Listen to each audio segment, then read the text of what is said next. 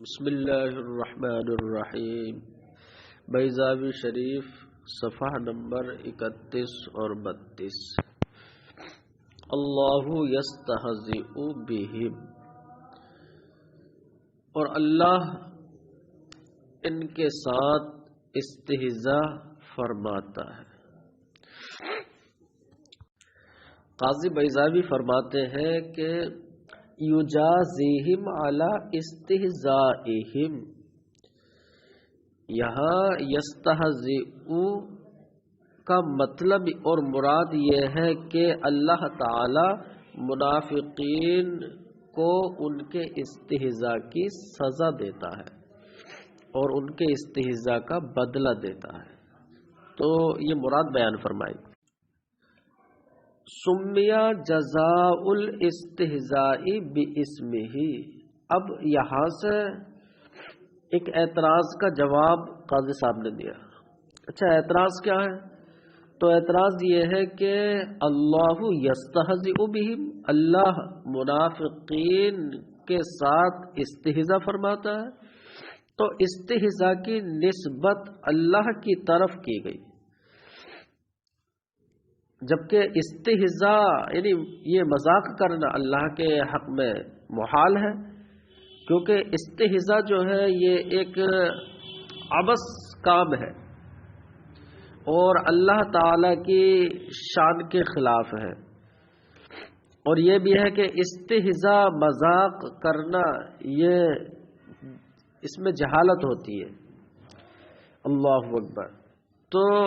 جہالت ہوتی ہے، جیسے کہ حضرت موسیٰ علیہ السلام نے جب بنی اسرائیل نے یہ کہا تھا نا کہ اتتخذنا ہزوا، اے موسیٰ کیا ہمارے ساتھ مذاق کر رہے ہو؟ تو حضرت موسیٰ بولے قال اعوذ باللہ ان اکون من الجاہلین، کہ اللہ کی پناہ کہ میں نادانوں میں سے ہو جاؤں۔ تو پتہ چلا کہ استہزاء جو ہے یہ اس میں جہالت ہوتی ہے، تو استہزاء کی نسبت یہ اللہ کی طرف کرنا یہ کیسے درست ہو جائے گا؟ تو قاضی صاحب نے اس اعتراض کے 5 جواب دیے۔ پہلا جواب قاضی صاحب یہ دیتے ہیں کہ جس اللہ کی طرف جس کی نسبت کی گئی ہے نا وہ استہزاء نہیں ہے، بلکہ استہزاء کی سزا یعنی بدلہ۔ تو جزائے استہزاء کو استہزاء کہہ دیا گیا ہے، کیونکہ قاعدہ ہے، کیونکہ شے کی جزا کو شے کا نام دے دیا جاتا ہے، یا جزاء سیئۃ سیئۃ، تو برائی کا بدلہ برائی ہے، تو حالانکہ جو بدلہ ہے وہ برائی نہیں ہے، لیکن اس برائی جو ہے اس کی وجہ سے بدلے کو بھی برائی کہا، تو شے کی جزا کو اور اس کے بدلے کو اس شے کا نام دے دیا جاتا ہے۔ اچھا، یہ جزائے استہزاء کو استہزاء کہہ دینا یا شے کی جزا کو اس شے کے نام سے موسوم کر دینا، یہ ایسا ہوتا کیوں ہے؟ تو قاضی صاحب نے اس کی 2 وجہ بیان فرمائی۔ اما لمقابلۃ اللفظ باللفظ، یہ قاضی صاحب نے فرمایا، یعنی مطلب یہ ہے کہ یہ صنعت مشاکلہ پر کے اعتبار سے ہے۔ اچھا، صنعت مشاکلہ کہتے کسے ہیں؟ تو حاشیے میں بھی یہ تعریف دی ہے کہ صنعت مشاکلہ یہ ان یذکر الشیء باللفظ غیرہ لوقوعہ فی صحبتہ، کہ صنعت مقابلہ کہتے ہیں کہ کسی چیز کو دوسری چیز کے لفظوں سے تعبیر کر دینا، اس لیے کہ وہ اس کے ساتھ میں واقع ہے۔ تو اب دیکھیے کہا گیا انما نحن مستہزئون، ہم تو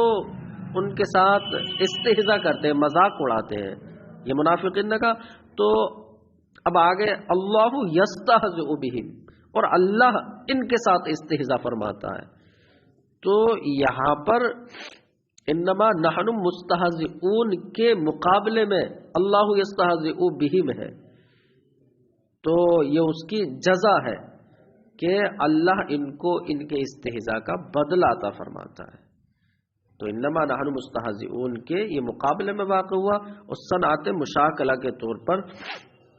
واقع ہوا، اسے صنعت مشاکلہ۔ مطلب یہ ہو گیا کہ لفظ جیسے ہیں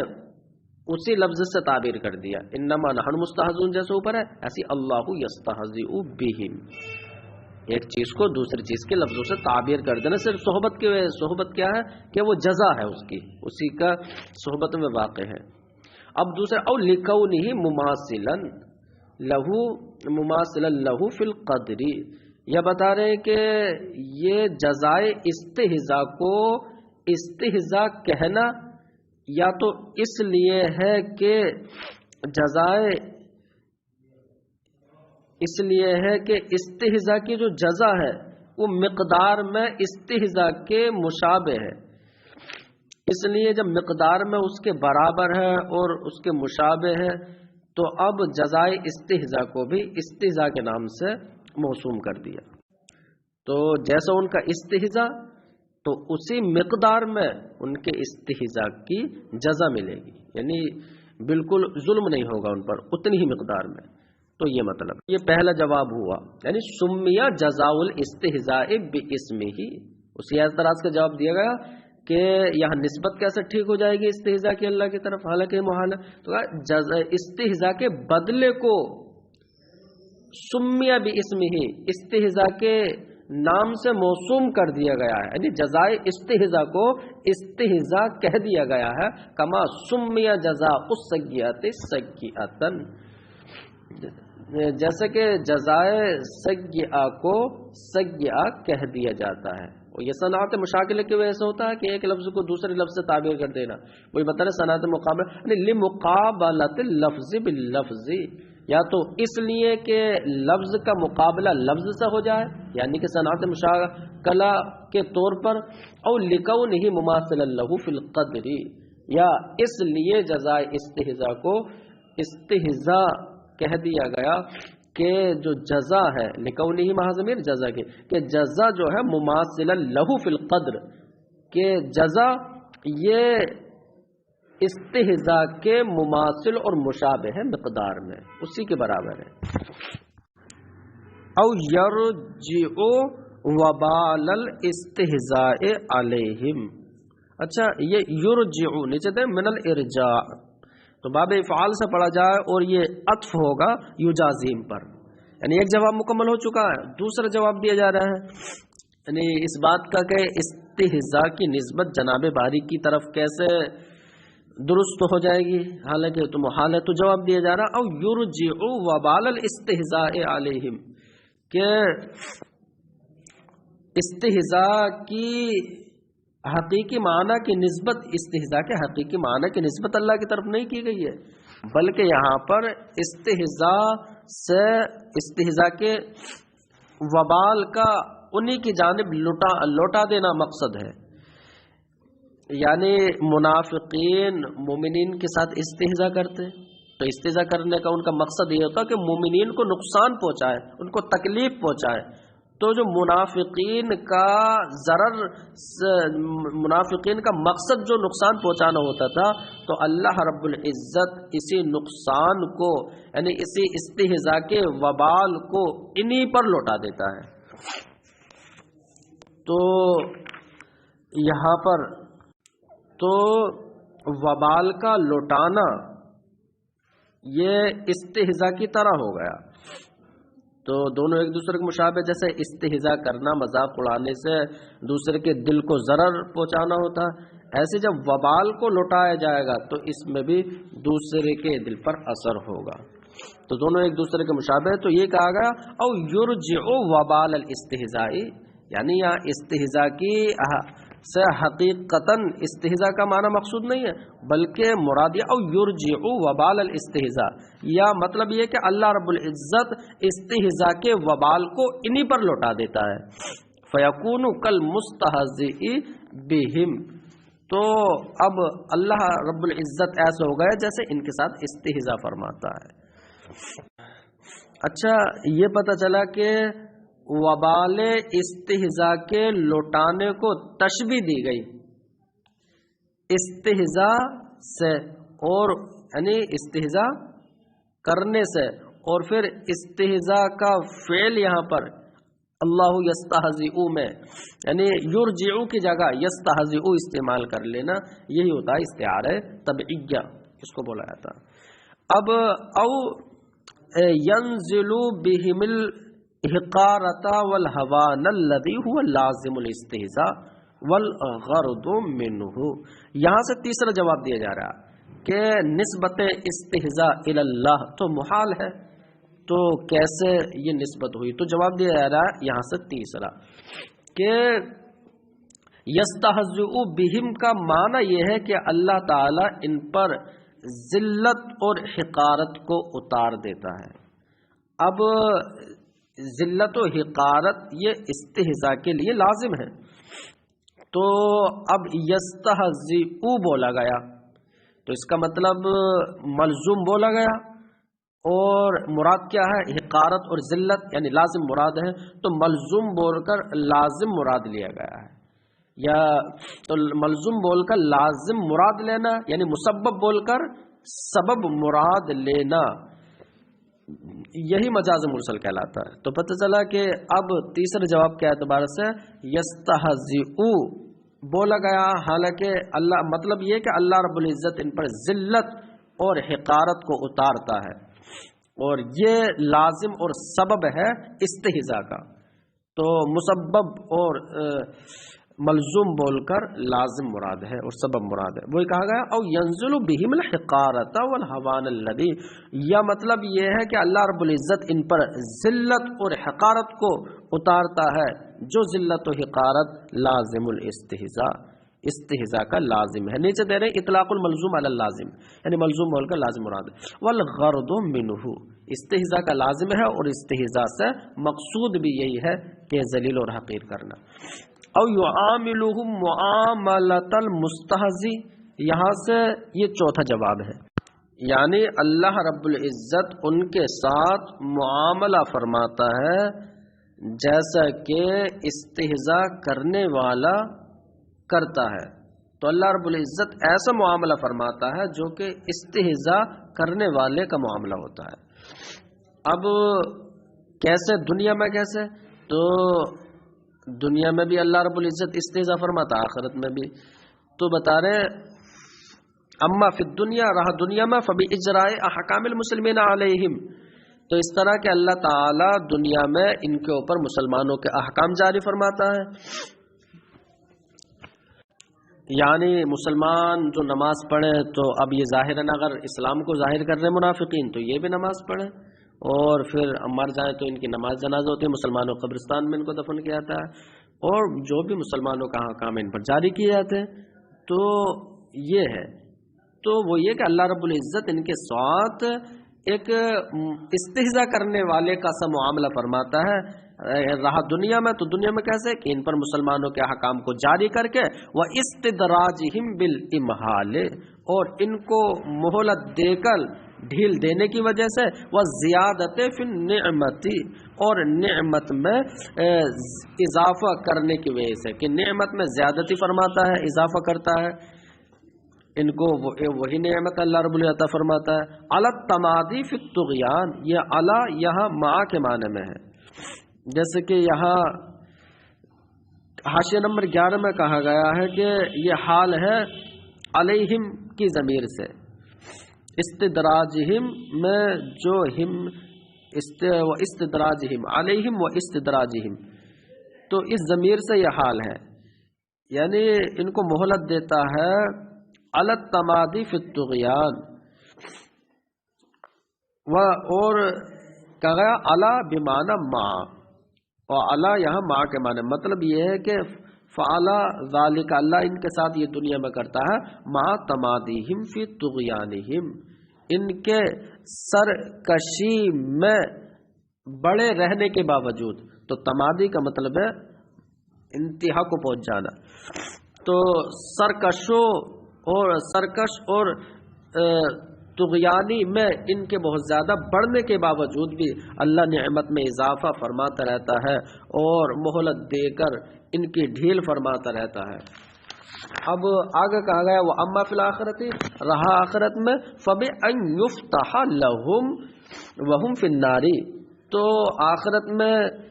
اللہ رب العزت ان کے ساتھ استہزاء کا سا معاملہ ایسے فرماتا بئی طور کہ ان کے لیے کھول دیا جاتا ہے۔ اب کیا کھول دیا جاتا ہے؟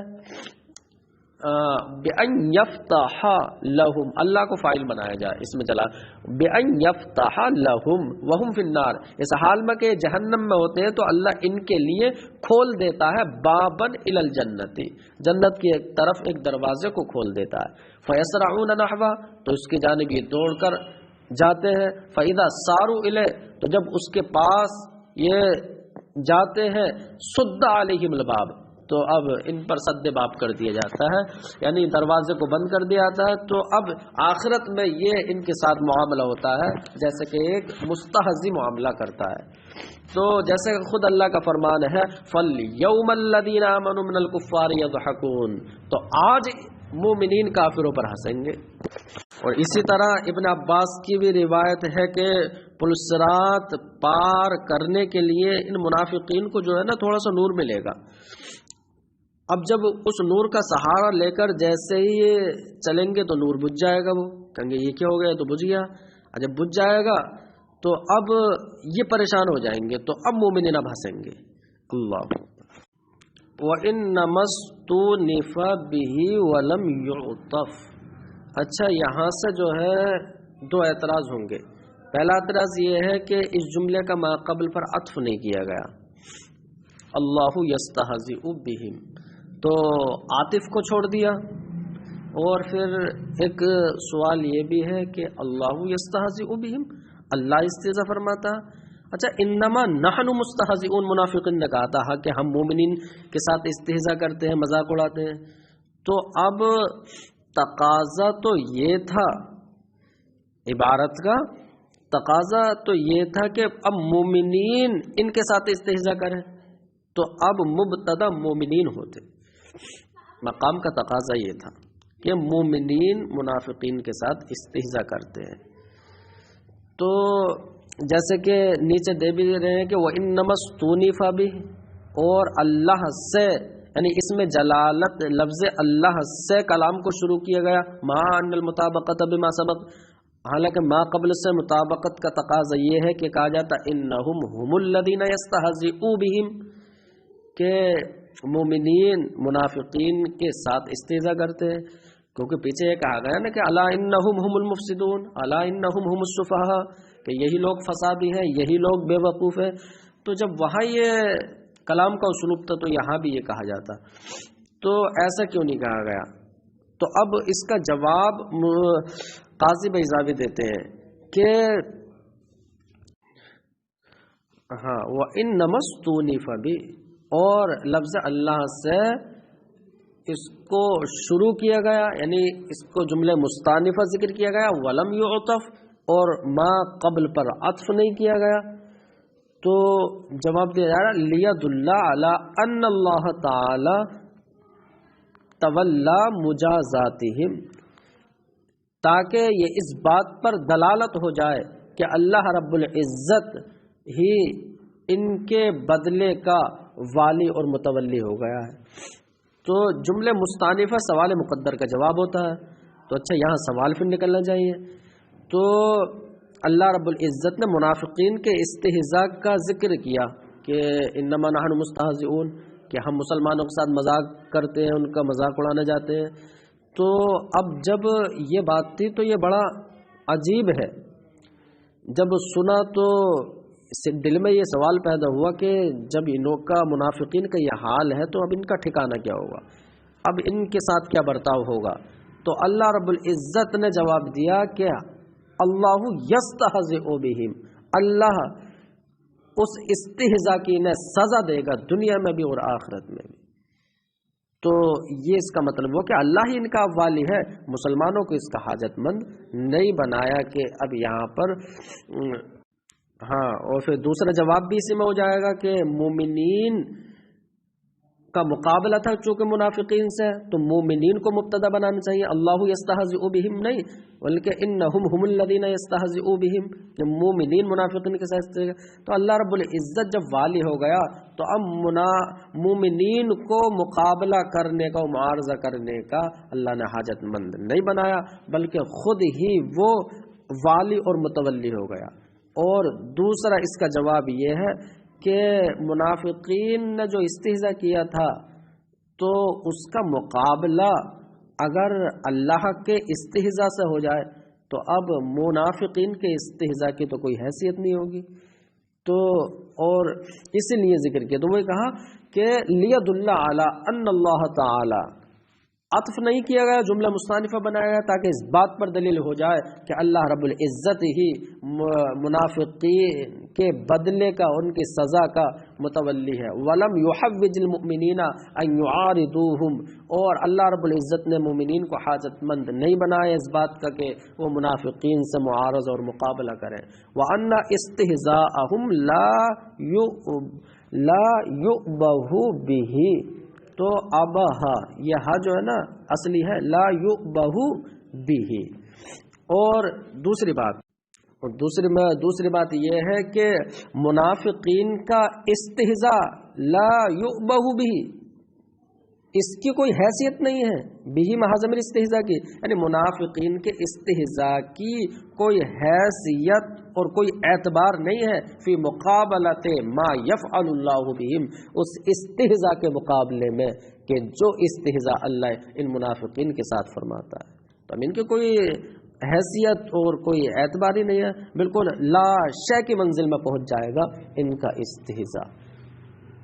اب دوسرا اعتراض یہ ہے کہ چلو ٹھیک ہے، انما نحن مستہزئون کا مقابلہ اللہ رب العزت نے اس کا بدلہ دیا اور اللہ یستہزئ بہم ہے، لیکن اب بھی تو مقابلے کا مطلب تو یہ ہے کہ انما نحن مستہزئون یہ جملہ اسمیہ ہے، اس میں دو اسم ہے، یعنی نحن مستہزئون، مستہزئون اسم فاعل ہے، دونوں اسم ہے، اور جو جواب ہے تو اس میں بھی تو دونوں اسم ہونے چاہیے، یعنی اللہ مستہزئ بہم ہوتا تو یہ کیوں نہیں ہوا؟ تو اس کا جواب قاضی بیضاوی دے رہے ہیں کہ اللہ یستہزئ بہم سے ان کی سزاؤں کو تو بتانا مقصد ہے، اور سزا اگر ایک ہی قسم کی ہوگی نا تو مجرم کو زیادہ دکھ نہیں ہوتا، ایک ہی تو مل رہی ہے، ایک ہی طرح کی ہے۔ زیادہ تکلیف تب ہوتی ہے کہ جب بدل بدل کر اور الگ الگ طریقے کا اس کو تکلیف اس کو دی جائے، سزائیں دی جائے۔ تو اب اللہ یستہزئ بہم سے مقصود یہ تھا کہ اللہ رب العزت منافقین کو نئی نئی سزا دیتا رہے، اور استہزاء کا بار بار ہونا یعنی تجدد اور استمرار یہ فعل سے ہی حاصل ہو سکتا ہے، اس لیے یستہزئ فرمایا، مستہزئ نہیں فرمایا۔ تو کتنی اس میں حکمت ہے کہ اللہ کی جو سزائیں ہوتی ہیں تو وہ اس میں نئے نئے طریقے کی ہوتی ہے، اور ایسا ہوا بھی ان منافقین کے ساتھ کہ جو یہ منافقین تھے اور جو یہودی تھے جنہوں نے غداریاں کی، تو ہوا کہ انہیں جلا وطن کیا گیا، اور انہوں نے جو اپنے ہاتھوں سے مکانات بنائے تو خود یہ ڈھانے پر مجبور ہو گئے اور یہ ہلاک و برباد ہو گئے تھے۔ خود قرآن میں پھر کہا گیا اولا یرون انہم یفتنون فی کل عام مرۃ او مرتین، کہ یہ نہیں دیکھتے کہ ان کو آزمایا جاتا ہے ہر سال ایک دو مرتبہ۔ تو اب ان کو آزمایا جاتا ہے، یعنی ان منافقین کو نئی نئی تکلیفیں دی جاتی ہیں۔ تو اب معاملہ یہ وَلَعَلَّهُ لَمْ يَقُلْ، اور شاید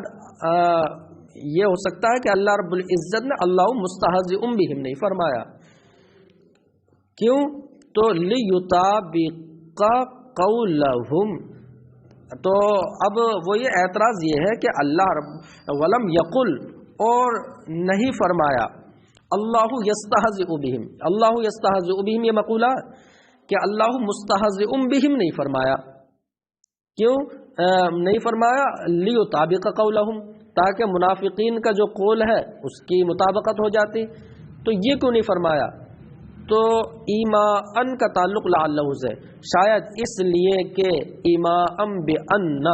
یہ اشارہ ہو جائے اس بات کی طرف کہ الاستہزاء یحدث حالا فحالا، کہ جو اللہ کا استہزاء فرمانا ہے یہ دم بدم یہ نیا ہوتا رہے، وَيَتَجَدَّدُ حِينًا فَحِينًا، اور وقتاً فوقتاً یہ الگ الگ ہوتا رہے، ہَكَذَا كَانَتْ نکایات اللہ، اور ایسے ہی اللہ رب العزت کی سزائیں ہوتی ہیں، اور ایسے ہی اللہ رب العزت کی سزائیں ان ہوتی ہیں جیسے کہ فیہم ان کے تعلق سے، یعنی منافقین کے متعلق اللہ کی سزا ہوتی ہے، جیسے خود اس نے فرمایا اولا یرون انہم یفتنون فی کل عام مرۃ و مرتین، کہ یہ نہیں دیکھتے کہ ان کو آزمایا جاتا ہے ہر سال ایک دو مرتبہ، ویمدہم فی طغیانہم یعمہون، ویمدہم فی طغیانہم یعمہون، اور اللہ ان کو ڈھیل دیتا ہے کہ وہ اپنی سرکشی میں بھٹکتے رہے، یا اعلیٰ حضرت کا ترجمہ کہ وہ اپنی سرکشی میں بھٹکتے رہے۔ تو قاضی سے فرماتے ہیں مد الجیش و امدہ اذا زادہ، تو بتا رہے جو مدہ ہے وَيَمُدُّهُمْ فِي طُغْيَانِهِمْ، تو یہ مد الجیش و امدہ سے ماخوذ ہے، مد الجیش و امدہ، تو یہاں سے قاضی صاحب یمدو کا جو مشتق من ہے اس کے بارے میں فرماتے ہیں کہ اس کے دو معنی ہو سکتے ہیں، جیسے کہ حاشیہ نمبر 3 میں دیا ہے کہ هذه المادہ وردت مستعملۃ بمعنیان، یعنی دو معنوں مستعمل ہو کر یہ مادہ آتا ہے، ایک تو یہ الحاق الشیء بما یقویہ و یکسرہ، کہ شے کو لاحق کر دینا اس چیز کے ساتھ کہ اس میں تقویت اور کثرت پہنچائے، وہ یعنی ایسی چیز کا اضافہ کر دینا کہ جس سے اسے تقویت پہنچے۔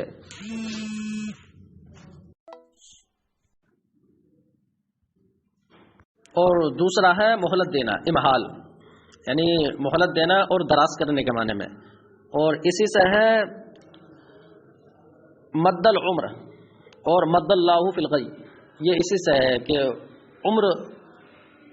طویل ہو گئی اور اللہ نے گمراہی میں دراز کر دیا۔ اور حاشیے کے اندر ہے کہ عبارت کے اندر جو ہے وہ یمدہم فی طغیانہم یعمہون، وہ پہلے معنی میں ہے، یعنی جو پہلا معنی اضافہ کر دینے کے معنی میں ہے، دوسرے معنی میں نہیں ہے،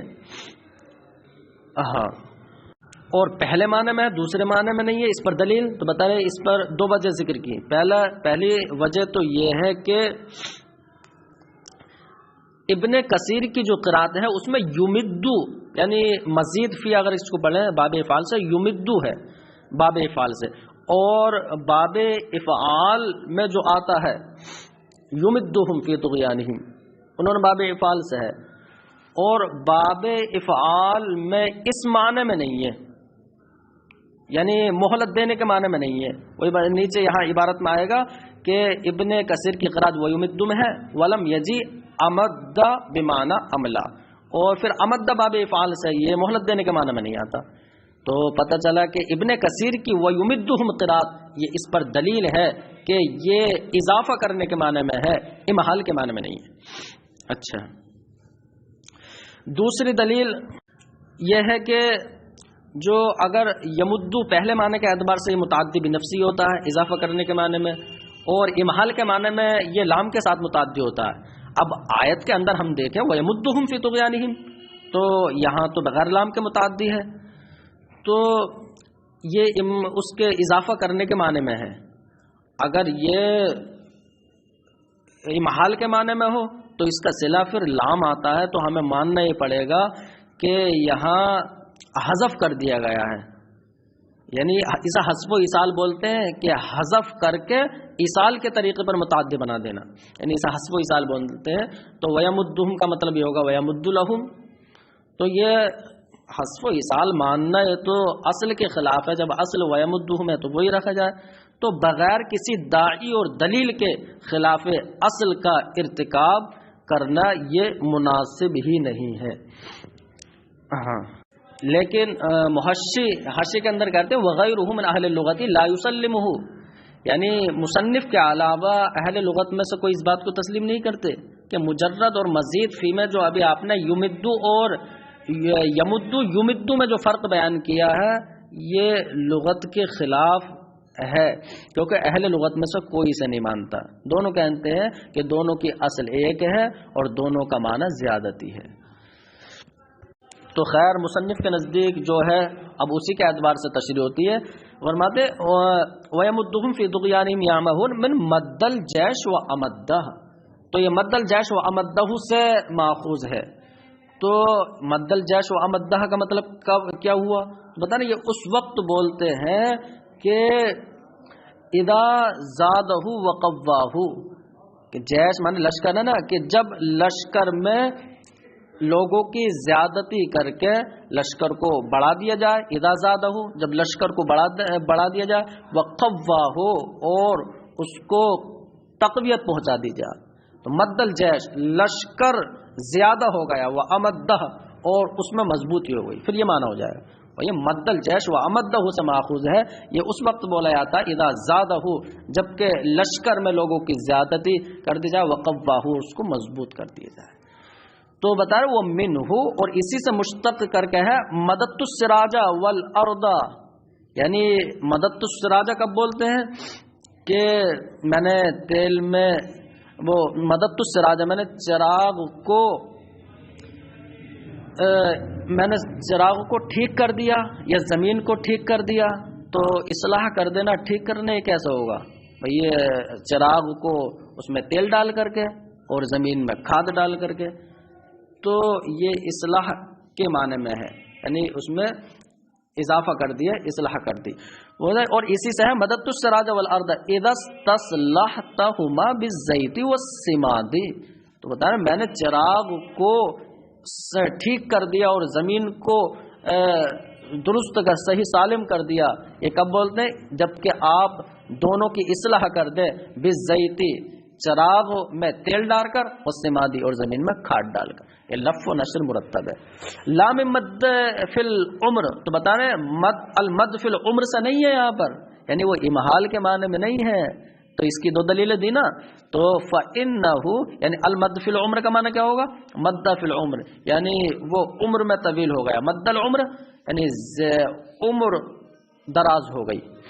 تو مد فی العمر سے نہیں ہے۔ فَإِنَّهُ يُعَدَّ بِاللَّامِ، کیونکہ اس دوسرے معنی میں تو یہ لام کے ذریعے متعدی ہوتا ہے، کا املا لہو، جیسا کہ املا لہو، املا لہو کا معنی ہے مہلت دینا، تو املا لہو جس طریقے سے لام کے ذریعے متعدی ہوتا ہے، ایسی املا لہو کے معنی میں جو یمد ہو جائے گا وہ بھی لام کے ذریعے متعدی ہوگا۔ ایک دلیل تو یہاں پر یہ ہے کہ املا لہو کی پھر حذف و اصال ماننا پڑے گا یہاں پر، وَتَدُلُّ عَلَيْهِ قِرَاءَةُ ابن کثیر، اور دوسری دلیل یہ ہے کہ اس پر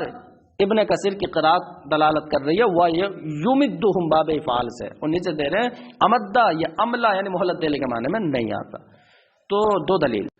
والمعتزلۃ لما تعذر، اچھا یہاں سے یہ بیان فرماتے ہیں کہ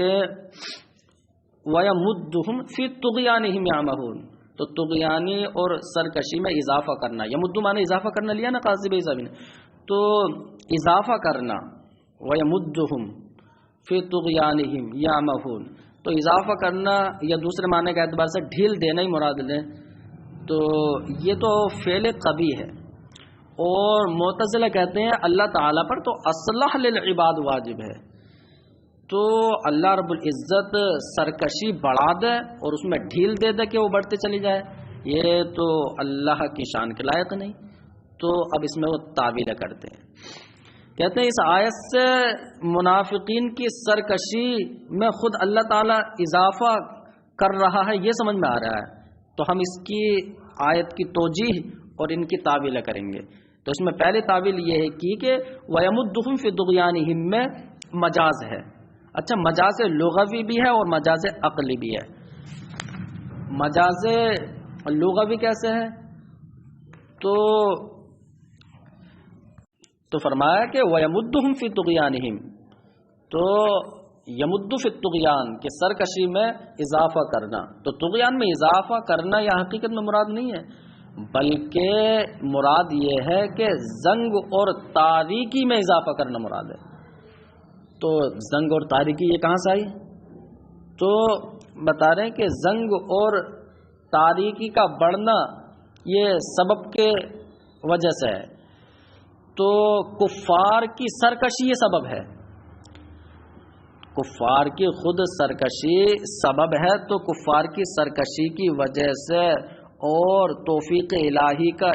انہوں نے اپنے اوپر راستہ بند کر لیا، تو اس وجہ سے اللہ رب العزت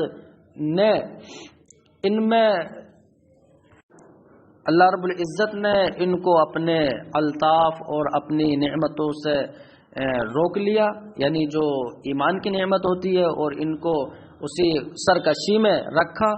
تو اب ان اسباب کی وجہ سے ان کے دلوں میں زنگ اور تاریکی بڑھ گئی۔ تو زنگ اور تاریکی کا بڑھنا مراد ہے، تو زنگ اور ظلمت کا بڑھنا، لیکن اس کا سبب جو ہے یہ خود ان کا کفر ہے اور توفیق الہی کی راہ کو اپنے اوپر مسدود کر لینا، خود ان کے اس فعل کی وجہ سے یہ ہوا۔ تو اب پتہ یہ چلا کہ یہاں پر یمد فی الطغیان، تو یمد فی الطغیان بولا، لیکن زنگ اور تاریکی کا بڑھنا مراد ہے، جو کہ خود ان کا کافروں کے فعل کی وجہ سے ہے۔ تو اب حاشیے کے اندر بھی، جیسے حاشیہ نمبر 4 کے اندر یہ بات دی ہے کہ انہوں نے یہ کہ اللہ رب العزت نے اپنی مہربانیوں کو خود ان کے کفر کی وجہ سے روکا، تو اب ان کے دلوں میں زنگ اور تاریکی بڑھ گئی، تو فسمی ذالک الزائد، تو اب اسی تاریکی اور زنگ کے بڑھنے کا نام یمد فی الطغیان رکھا گیا، تو اور اللہ کی طرف اس کی نسبت کر دی۔ تو اس میں تو مجاز لغوی ہو گیا کہ زنگ اور تاریکی کا بڑھنے کو تعبیر کیا گیا یمد فی الطغیان سے، تو یہ مجاز لغوی ہے، مسند میں یمدو میں مسند میں مجاز لغوی، اور جو اسناد کی گئی اللہ رب العزت کی طرف یہ مجاز عقلی کہیں گے، یعنی فاعل کی طرف اسناد، یعنی وہ مجاز عقلی ہوگا۔ کیسے کہ یہ زنگ اور تاریکی کا بڑھانا یہ کافروں کا فعل ہے، لیکن اللہ رب العزت کا یعنی سبب بنا باری تعالیٰ، اس لیے اللہ رب العزت کی طرف نسبت کر دی گئی، جس کو مجاز عقلی کہا جاتا ہے۔ تو کہا گیا والمعتزلۃ لما تعذر علیہم اجراء الکلام علی ظاہری، جب معتزلہ پر کلام کو اپنے ظاہر پر جاری کرنا یہ دشوار ہو گیا اور ان کو متعذر لگا، تو قالو یہ بولے کہ لما منعہم اللہ تعالی الطافہ التی یمنحها المؤمنین، کہ جب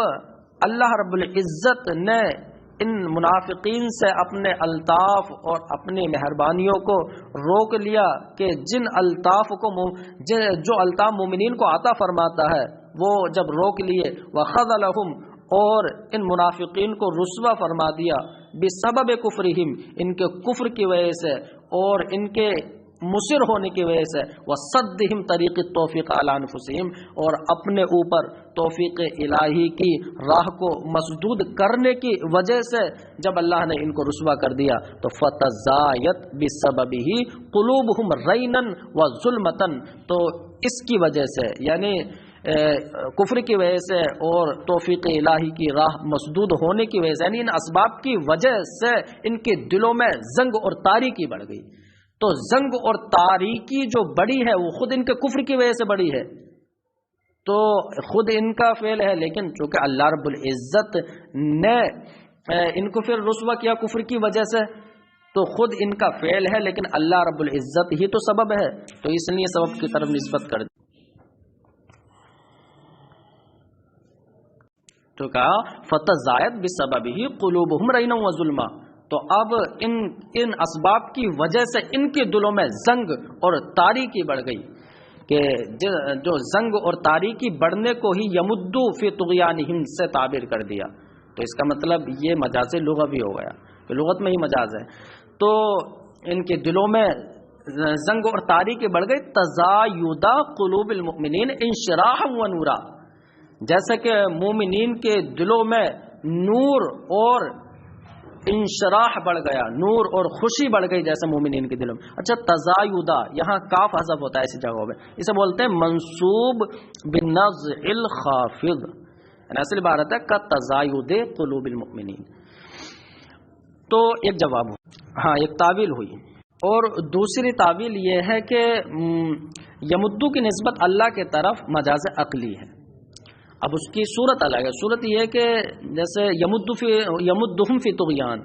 کہ طغیان میں اضافہ کرنے والے، تو اللہ رب العزت ان کی سرکشی میں اضافہ کرتا ہے. تو طغیان میں اضافہ کرنے والے تو خود ان کے جو سردار اور شیطان ہیں نا بڑے بڑے، یہی ہے. لیکن در حقیقت شیطان بھی نہیں ہے، بلکہ خود یہ کافر ہی اور یہ منافقین ہی ہے. البتہ وہ جو شیطان اور ان کے سردار ہیں وہ ان کے وسوسہ ان کے ڈالتے ہیں اور ان کو اغوا کرتے ہیں.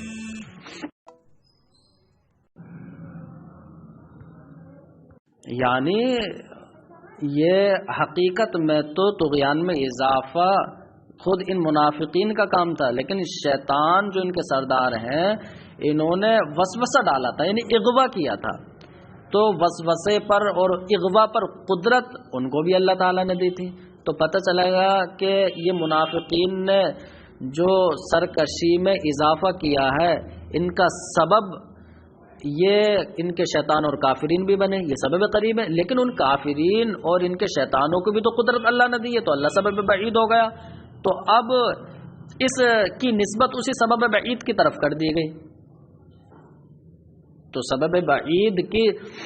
طرف نسبت کر دی گئی. اب یہ ہے کہ یہ مجاز، یہاں پر مجاز عقلی ہے، اس پر قرینہ کیا ہے؟ تو بتائیں قرینہ یہ ہے کہ طغیانہم میں، طغیان کی انہی کافروں کی طرف نسبت ہے نا. طغیانہم خود ان کی سرکشی ہے، یہ ان منافقین کی ہی سرکشی ہے. تو پتہ چلا حقیقت میں انہی کی سرکشی ہے یہ، لیکن اللہ کی طرف جو نسبت کر دی گئی ہے وہ صرف مجازن اور سبب بعید ہونے کی وجہ سے. اور اس بات کا ثبوت اس سے بھی ہوتا ہے کہ ان کے شیطان بھی کرتے ہیں، جیسے کہ وَإِخْوَانُهُمْ يَمُدُّونَهُمْ فِي الْغَيِّ، کہ اس میں غی کی میں جو اضافے کی نسبت ہے وہ ان کے شیطان اور سرداروں کی طرف ہے کہ ان کے بھائی اور ان کے سردار يَمُدُّونَهُمْ فِي الْغَيِّ، ان میں اضافہ کرتے ہیں، یعنی سرکشی میں ان کو بڑھاتے ہیں. تو یہاں ان کی طرف ہے. تو اب وہی کہتے ہیں کہ او امکن الشیطان من اغوائہم، یا جب اللہ رب العزت نے شیطان کو ان منافقین کے اندر وسوسہ ڈالنے پر قدرت دے دی. او مکنہ ہے، مکن الشیطان من اغوائہم، یعنی ان کے منافقین کے وسوسہ اندازی پر جب شیطان کو قدرت دے دی تو اب شیطان نے زادہم طغیانا، ان کے اندر سرکشی کو بڑھا دیا. تو اب شیطان سبب قریب ہوا، یعنی شیطان اور ان کے جو سردار ہے انہوں نے سرکشی کو بڑھا دیا. تو یہ سبب قریب ہوا، اللہ رب العزت سبب بعید. تو اسند ذالک الی اللہ، تو یہ لما کا جواب ہے، لما منعہم. تو اب اس مد کی اسناد اللہ رب العزت کی طرف کر دی گئی، جیسے کہ اسناد الفعل الی المسبب، جیسے کہ فعل کی اسناد مسبب کی طرف کر دی جاتی ہے، یعنی سبب کی طرف.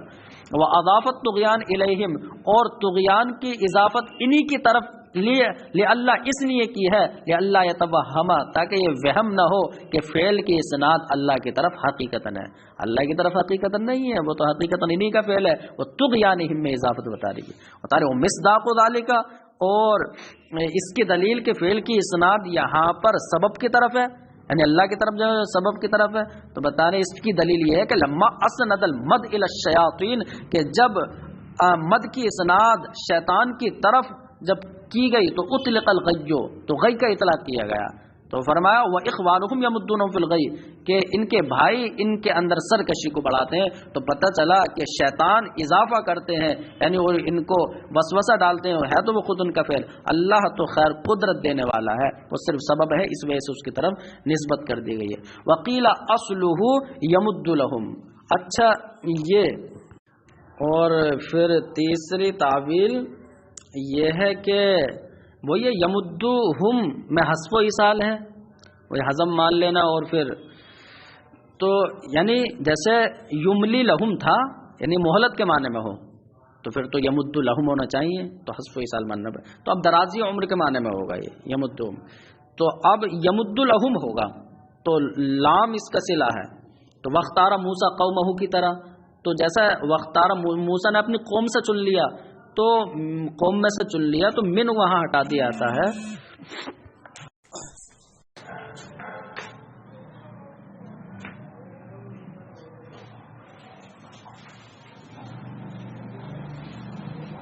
تو جیسے یہاں پر من کو حذف کر کے مفعول کی طرف متعدی کر دیا گیا یعنی وختار موسیٰ قومہ ڈائریکٹ، ایسے یمدو کا صلے کو حذف کر دیا گیا اور یمدہم یعنی ڈائریکٹ مفعول کی طرف متعدی کر دیا گیا. اب مطلب یہ اللہ تعالیٰ ان کی عمر دراز فرماتا ہے، وَيَمُدُّهُمْ یعنی وَيَمُدُّ لَهُمْ، اور اللہ ان کی عمر دراز فرماتا ہے. کہ کیوں دراز فرماتا ہے؟ یعنی کہ تاکہ بیدار ہو جائیں اور راہ مستقیم پر گامزن ہو جائیں. لیکن ہے کیا کہ یہ تو اپنے گمراہی میں بڑھے جا رہے ہیں. تو پھر یہ مطلب ہو جائے گا. وکیل اور کہا گیا یعنی تیسری توجیہ یہ ہے معتزلہ کی طرف سے کہ اصلہ یمد لہم، اور اس کی اصل یہ ہے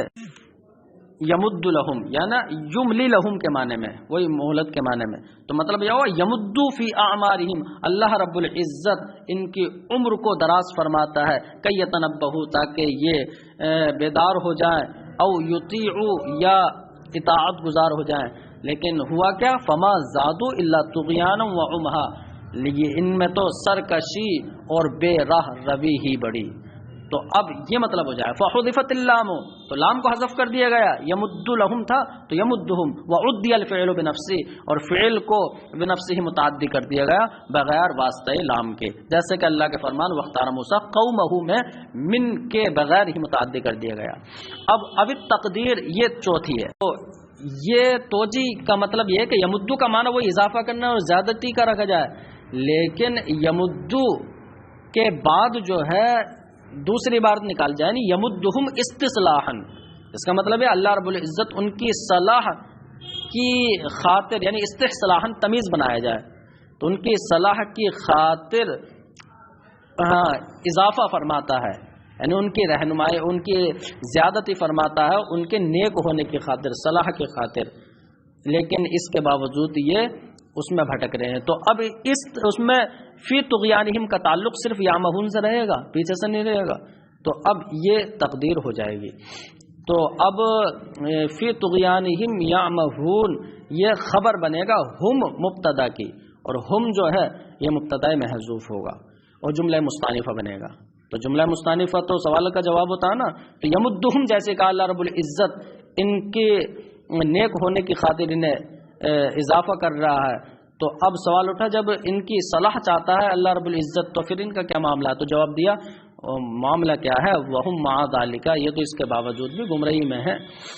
تو وہی بتا اب تقدیر یمدہم، یہ تقدیر عبارت ہے یمدہم استصلاحا، اللہ رب العزت ان میں اضافہ فرماتا ہے نیک ہونے کی خاطر، نیک ہونے کی وجہ سے ان میں اضافہ فرماتا ہے کہ نیک ہو جائیں. وہم، اور حالانکہ اس کے باوجود بھی یہ یامہون فی طغیانہم اپنی سرکشی میں بھٹک رہے ہیں. والطغیان، اور طغیان بالضم والکسر. اچھا یہ کہہ رہے ہیں کہ اللہ رب العزت تو ان کی صلاح کا ارادہ فرماتا ہے لیکن اس کے باوجود بھی یہ اپنی سرکشی میں بھٹک رہے ہیں. تو حاشیہ نیچے میں دے رہے ہیں کہ اس سے تو اللہ تعالیٰ کی مراد کے خلاف لازم آ جائے گا نا. اللہ چاہتا کیا ہے وہ ہو کیا رہا ہے. خیر یہ توجیہ اتنی اچھی نہیں. تو والطغیان بالضم والکسر، اور طغیان ضم اور کسر دونوں کے ساتھ ہے. طغیان بھی ہے جیسے لقیان اور لقیان، اس کا معنی تجاوز الحد فی العتو والغلب فی الکفر، اس کا یہ معنی ہے یعنی سرکشی میں حد سے تجاوز کر جانا، اور والغلب فی الکفر، اور کفر میں غلو کرنا. اور اصل بتا رہے وہ اصلہ تجاوز الشیء عن مکانہ، اور اس کا اصل معنی کسی چیز کا اپنے مقام سے بڑھ جانا. اس کا اصل ہے تجاوز الشیء عن مکانہ، کسی چیز کا اپنی جگہ سے بڑھ جانا. جیسے اللہ رب العزت کا خلق ہے ان لما طغى الماء حملناکم، بے شک جب پانی اپنے حدوں سے گزر گیا، لما طغى الماء جب پانی حد سے اوپر ہو گیا تو حملناکم ہم نے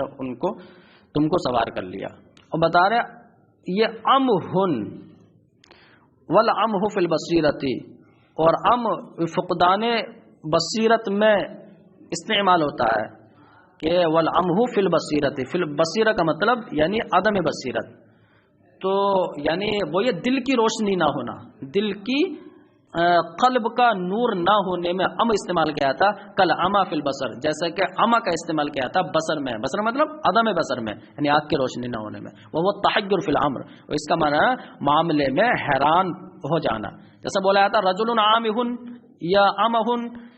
اس کا مطلب ہے حیران اور سرگشتہ انسان، وارض امہا بولا جاتا ہے، یہ اس زمین کو کہتے ہیں لا منارہ بہا، جس کا کوئی نشان اور جس کی کوئی علامت نہ ہو. ایسے اعمل ہدا بالجاہلین الامہ، یہ امہ عامہن کی جمع ہے، عامہن، تو یہ اس کا مطلب کیا ہے، تو یہ پورا شعر ہے جیسا کہ حاشیہ نمبر 8 میں ہے وَمُهْمَهٍ أَطْرَافُهُ فِي مُهْمَهٍ اعمل ہدا بالجاہلین الامہ. تو اب اس کا معنی ہوا کیا، تو اس کا معنی یہ ہے کہ بہت سے جنگل ایسے ہیں کہ جن کے کنارے دوسرے جنگلوں سے ملے ہوئے ہیں، اعمل ہدا، ان کے اعمل ہدا بالجاہلین، بالجاہلین یہ الجاہلین صفت ہے یعنی مسافرین کی، تو اب اس کا مطلب ہو اعمل ہدا بالجاہلین، ان کے نشان راہ، ہدا کا مطلب ان کے نشان راہ گیروں پر مخفی ہیں، الجاہلین جو راہ گیر کے راستے سے ناواقف ہیں، اور والامہ جاہلین الامہ اور سرگشتہ اور حیرت زدہ، امہ کا معنی وہی سرگشتہ ہے یعنی حیران ہے اور جاہلین کا مطلب راستے سے ناواقف ہے. تو یہ امہ کا معنی اس شعر کے اندر حیران اور پریشان لگا، تو پتہ چلا کہ امہ کا معنی کیا آتا ہے، التحیر فی الامر، معاملے میں پریشان ہونا.